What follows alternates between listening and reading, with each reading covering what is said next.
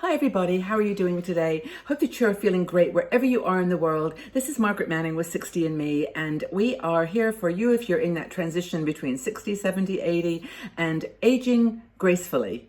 Or if you, by your definition, want to age disgracefully or creatively or passionately or any adverb you like, how difficult it is if you are a perfectionist, if you're highly critical of yourself.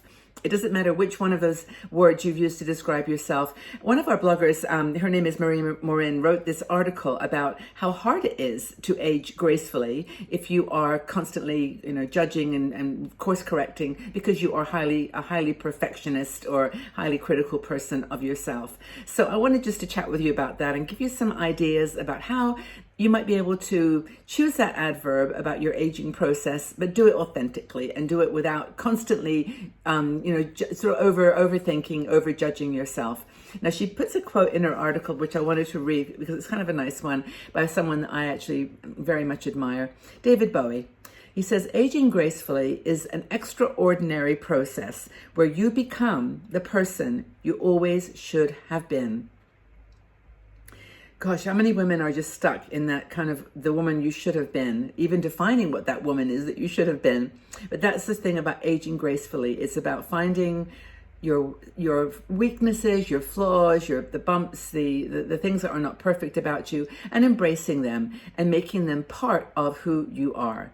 Now, when I say aging gracefully, I don't mean like sitting in a rocking chair knitting and, doing it by someone else's definition. Even the word aging gracefully means it's an action word. It's an action process. And so what does it mean to be authentic?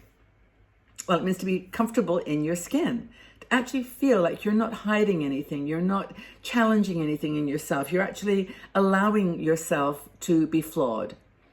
You're allowing yourself to be imperfect. And in doing that, you live with this inner grace. That's what it is. Even if you want to be aging disgracefully, just breaking all the rules and doing things that you might never expect of a 60-plus-year-old woman, you still have that inner sense of grace. Highly critical people have a challenge with this. They have high standards. They're always questioning, always looking for ways that they can improve upon. Never good enough. One second. I have a cold. I've had a cold for a few weeks. I'm having a drink of tea. Every now and again, it just comes back to me and niggles in my throat. Excuse me for coughing. But anyway, I'm apologizing for having a cold. This is what highly critical people do.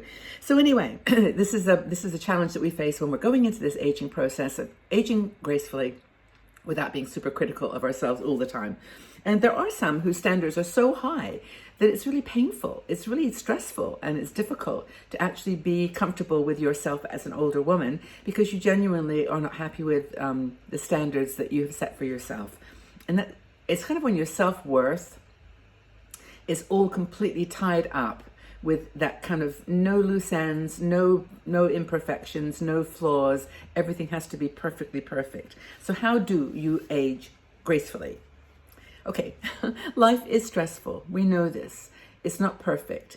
And it's really hard to make the changes that you have to make with your body shifting, your physical concept of beauty. All those things are under assessment as you get older. But in the end of the day, life is too short to be stuck in that. And I think that Brene Brown, I think, that writes a really wonderful. She did a wonderful TED talk on this topic of being good enough. You may say, well, I'm not happy with good enough. I want to be perfect. I want my aging person to be perfect and to be not flawed in any way. But we are imperfect, and we have to kind of ignore that chatter, that kind of spiritual and nagging monkey mind, I think they call it in meditation, that just will not let us rest and will not let us, let go of that drive for perfection. So I'm just looking at this, her notes here, because it's really important that we talk about this pandemic that we've all been through. That's given us, I think, a real jolt into our inner selves. We spent a lot of more time together, or just time alone, I should say, not together with people that counterpoint us and remind us that we're perfect just as we are, that we don't have to be striving for perfection. But we've now been withdrawn from that. And I think that actually, I don't want to make sure I don't forget to mention that, because it is such an important element of why some of us are finding it hard to move into 60s and 70s without judging all the time. Somebody said to me the other day that they really feel like we're all broken.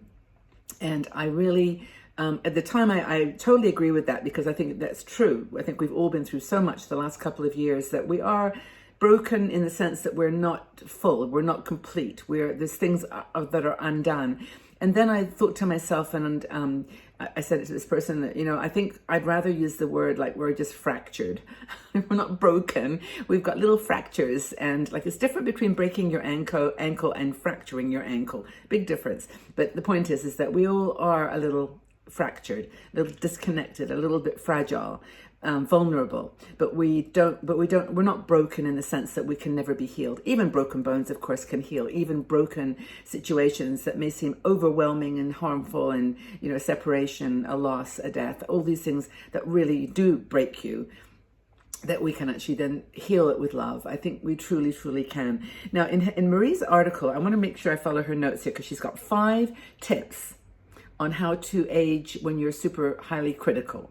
And the first thing is to acknowledge, I'm super critical. I'm overwhelming myself with criticism of myself. I'm a good person. I'm okay. I'm a little bit fractured here and there, but I'm not broken. I accept who I am. Second is be mindful of how you think.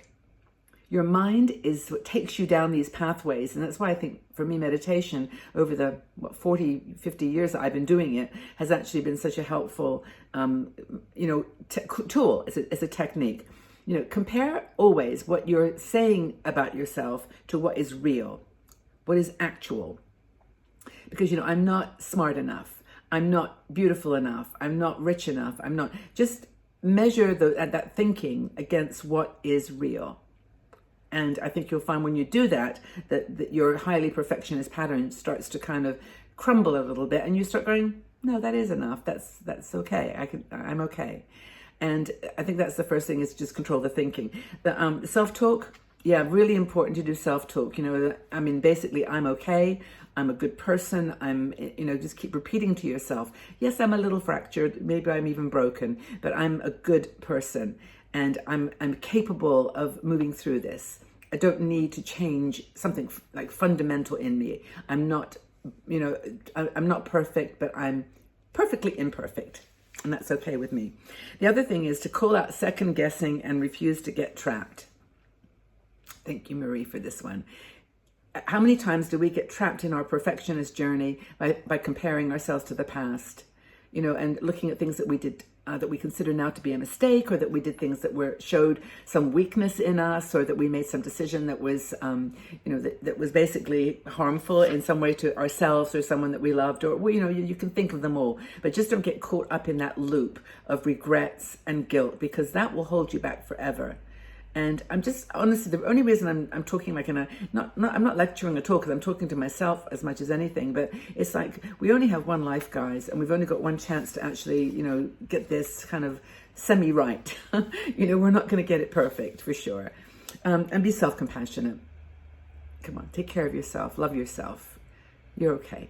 You really, truly are.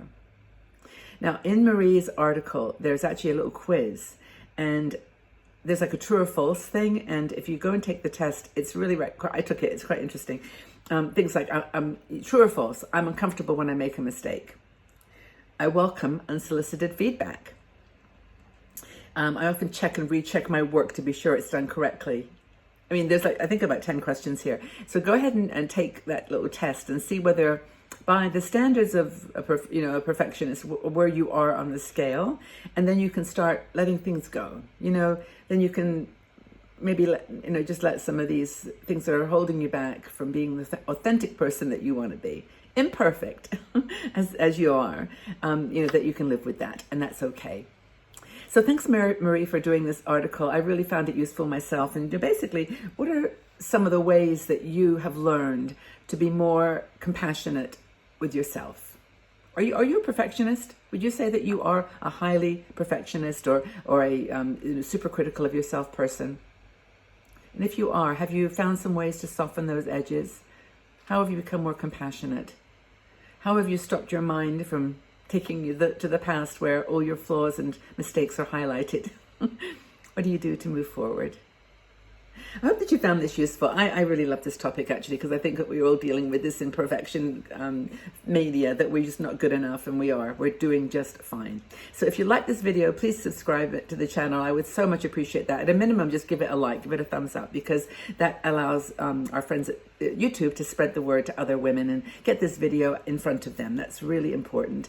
And also, if you want to join our Patreon community, we've got a supporters group called Patreon 60andMe, and we are a small group, a private group that does exclusive videos and live shows. And if you're looking for something a little bit more than this kind of video that's a bit abstract and, to hundreds of people, thousands of people, check out the Patreon supporters group. We'd love to have you there. Okay, everybody, well, take care of yourselves. Have a super day wherever you are. Know that you are loved and respected, and I truly do appreciate you. Thanks again, everybody. Take good care. Bye for now.